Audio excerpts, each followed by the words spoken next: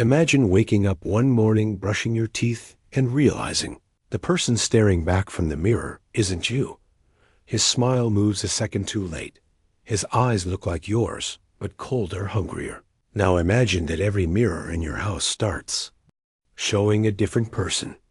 This is the story of Daniel Moore, the man who learned that some reflections don't belong to this world. Daniel was a quiet man, an architect from Seattle, living alone in a century-old house he'd bought at a foreclosure sale. It was the kind of house that creaked when no one was walking and hummed with sounds you couldn't trace. He liked the silence. He said it helped him think. Until one morning the silence looked back. It began innocently, the bathroom mirror. Daniel was brushing his teeth when he noticed his reflection blink, but he hadn't. He froze, thought maybe he was just tired. But then his reflection smiled. He didn't. It was small, almost polite, but definitely wrong. He backed away, heart pounding. Then he laughed at himself. "It's just my mind," he whispered. That was the first day on. The third day, Daniel called his friend Mia. She was a psychologist, and she laughed at first, thinking he was joking. "Maybe stress," she said. "Maybe. Sleep deprivation. Try recording it." So Daniel set up his phone facing the mirror before bed. When he watched the footage in the morning, he stopped breathing. At 2:47 a.m., the sheet on the mirror moved from the inside. A shadow pressed against it, like someone trying to step through. He unplugged the mirror light, covered it again, and moved it to the basement. But the basement had mirrors too, on the old wardrobe, on the broken vanity left by the previous owner, when Daniel went down there too. Store the bathroom mirror, he froze. Every reflection, everyone showed a different face. A little girl crying, an old man staring at the floor, a woman whispering something with lips that didn't match the sound, and in the far corner, mirror him smiling. Wide eyes, Black Daniel ran upstairs, slammed the basement door, and locked it. But when he looked into the hallway mirror, he saw the basement door open behind him. He turned. The real door was still shut, the mirror version wide open. A shadow moved.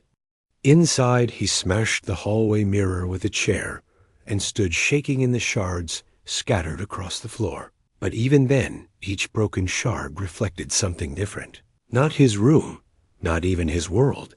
He saw faces, hundreds of them, like they were trapped inside.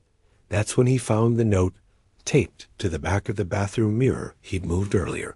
A faded paper written in messy, almost frantic handwriting. It said, "The mirrors aren't windows, they're doors, and someone forgot to lock them."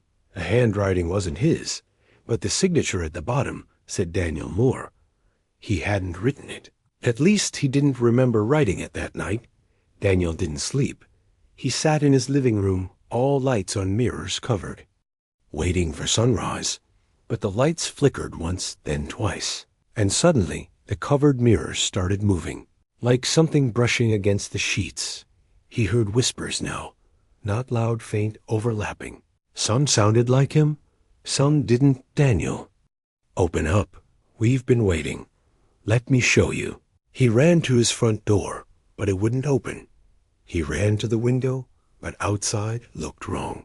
The trees were there, but the sky wasn't black. It was gray, like an old photo. He realized. With a chill, the reflections weren't inside his mirrors anymore. He was inside theirs. The phone rang loud, shrill, real. He grabbed it. Mia. Her voice trembled. "Daniel, listen to me. I came to your house. The lights are off. I can see you through the window, but..." Her voice broke. "But your reflection in the window is smiling at me, and you're not moving." Daniel turned slowly toward the living room window. He saw her standing outside in the dark, phone to her ear, terrified. He waved. But his reflection in the glass didn't wave back. It turned its head toward him and grinned. "Get away from the house," he screamed. But his reflection stepped closer to the glass and placed its hand against it. Daniel stepped back, trembling. The reflection mouthed something. He couldn't hear it, just saw the words forming. "You should never have looked." The glass cracked. Every mirror in the house shattered at once. The sound was deafening, like 1,000 windows exploding in his ears. When he opened his eyes, the floor was covered in shards. Each shard shimmered faintly, like it was breathing, and in every shard he saw faces staring out. All of them Daniel, all of them smiling. When the police arrived the next morning after Mia's frantic call, the house was empty. No Daniel, just dozens of broken mirrors, each with a faint handprint pressed inside the glass. The strange part, every mirror, when tested for prints, came back with the same result: no external fingerprints, only internal smudges, like someone had been pressing from the inside out. A week later, Mia was cleaning her apartment when she caught her reflection acting strange. It blinked too late. She froze, heart pounding. Her phone buzzed an unknown number. She picked it. Hello. A pause, then a whisper. Don't look behind you. She turned toward the hallway mirror and screamed. Daniel was standing there, but only in the reflection asterisk. They say mirrors reflect the truth. But what if the truth is something trying to get through? If you ever see your reflection move when you don't blink. Don't look away, and whatever you do, don't break the glass, because some doors open both ways.